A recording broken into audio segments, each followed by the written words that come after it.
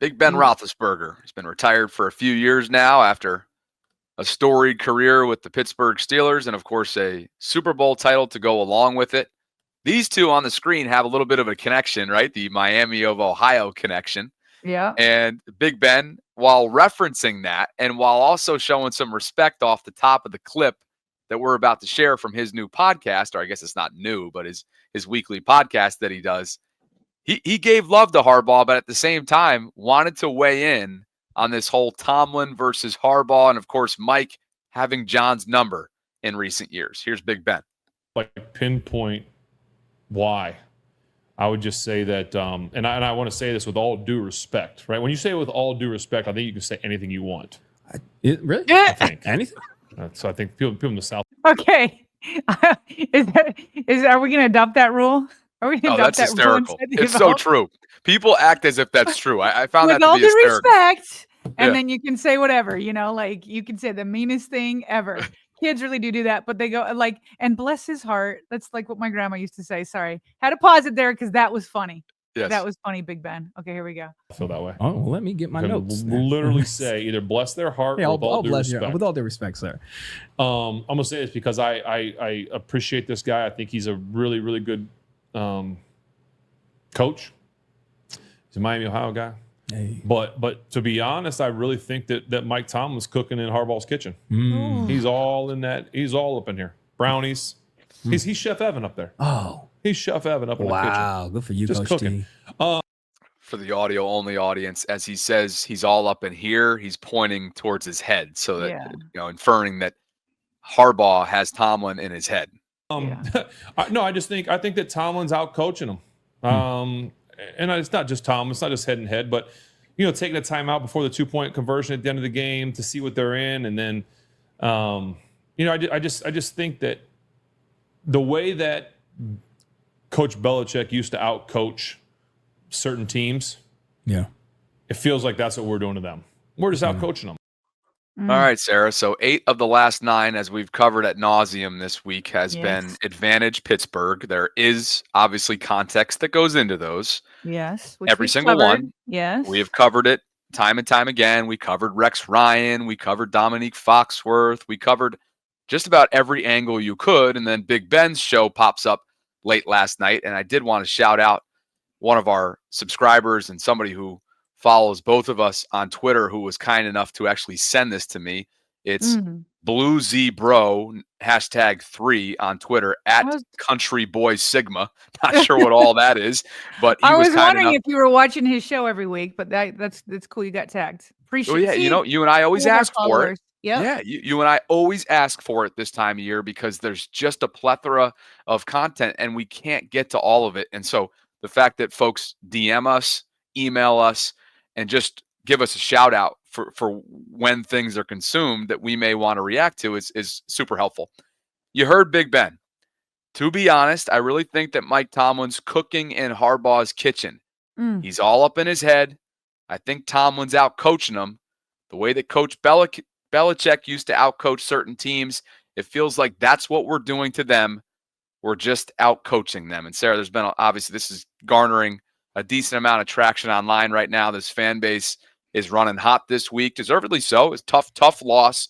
We know, as we've covered this week, that there were a lot of miscues outside of Harbaugh that went into this specific loss. Right. But we also know there's been a growing frustration, a level of frustration around Harbaugh for years now. Yeah, like Ben said out loud what everybody's kind of been inferring. You know what I mean? Like we had some quotes from Get Up yesterday on ESPN. We've had people just kind of saying, "Hey, Tomlin did really well. Like he used the timeouts well. He kept exchanging his quarterbacks well." And we've been talking about, their record now against the Ravens is 8-1 in the last 9. Ravens are 1-8. And so absolutely, if you wanted to, you could stick up for Harbaugh, especially with this last game, and say, well, Harbaugh shouldn't have to tell somebody like Derrick Henry not to fumble the ball, or Harbaugh shouldn't tell Isaiah Likely to hold on to the ball, or Harbaugh shouldn't have to tell McCary and left tackle Ronnie Stanley not to hold or be an ineligible. You know what I mean? So you could say all that because those are all veterans. They know those things. And all of that is true. But at the end of the day, the Ravens were in a position to tie the game. And that is when Mike Tomlin stepped up. Right? That is where the Steelers coach outcoached the Ravens coach.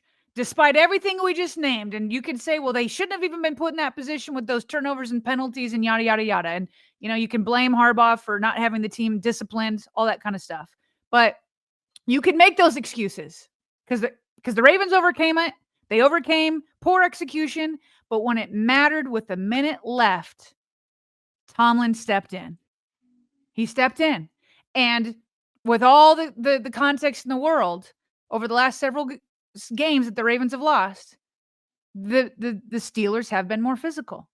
And Tomlin has known, I know what's going to happen when you guys are pressure. You guys are going to come with the blitz when you know what I mean? The Peterson quote I talked about yesterday. That Peterson said Tomlin came in and said, hey, when the house is when things are getting tight, he's going to send the house. And what do you know? He did just that. He's going to burn the house down. He goes, I'll be darned. The quote is unreal. It's going to age really interestingly. What is it exactly? He was essentially talking about what Tomlin was telling the team prior to Ravens Steelers last year. This is Patrick Peterson, who spent 2023 in Pittsburgh. And he's like, when the going gets tougher, to your point, it was something along those lines. Get ready for it. He's going to burn the house down. And he goes, sure enough, he did exactly that in one of the two games last year. Yeah. And so, Bobby, if it were the Ravens came and it was back and forth and the Ravens were physical and they were doing everything right, and then there was a turnover by one person and that's what caused it, then it's okay, it's not Harbaugh's fault. But the fact that it's Tucker and the penalties and the turnovers and missing Henry on the last play and the timeouts and all of that, then it becomes when so many things are melting down, you have to look at the head coach. And so Ben Roethlisberger just came out and said it in a way that hits home. Oh, that's not all he said either. Oh, he's got more. He likes to talk a whole lot of junk, as we know. For those of you who are the OG fans, or at least have been around for the last decade plus following this team, this storied rivalry, Big Ben can talk with the best of them, and he's also tough as nails. But Sarah, in his professional way now, in this podcasting realm, he's still found a way to get after the Ravens a little bit when it comes to Pittsburgh's theme song. We all know it. We've all heard it. We all know the significance of it. Renegade. Listen to this claim from Big Ben. First team that I ever saw when I was playing that when that song came on, it was Harbaugh and them. They I know they did this. They would play it at practice sometimes. When it came on, they would reverse psychology. Hey guys, when they play Renegade, let's use this as a hype video for us. Let's get excited.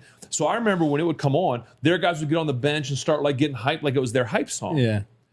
And I think what it's doing is that's all in the game. It's all in the psyche. It's all in the sticks. It's something. It's just the cooking in the kitchen, and Baltimore can't handle it.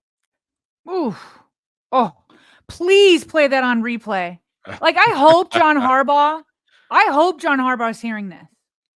It's the same thing when people are disrespecting Lamar, right? And Lamar, the blueprint is out, or Lamar, he can run, but he can't throw. So then he can throw. Oh, okay, he can throw, but he can't handle the blitz. So he handles the blitz. Oh, well, now Lamar can't overcome, Pittsburgh and KC. And up to that point, it's true. But Lamar can overcome it. And so send this, text this to your head coach. Let him see it. I guarantee he's going to hear it. I guarantee he will. And I know John Harbaugh, he's as competitive as every single man on that 53-man roster, if not more. Let him hear it. Let him hear it that, you know what? You're thinking about becoming a Hall of Fame coach, but look at what they're saying about you, that Tomlin's got your number, that he's cooking in your kitchen. And I want him to hear it. I want it to light a fire because I think it will.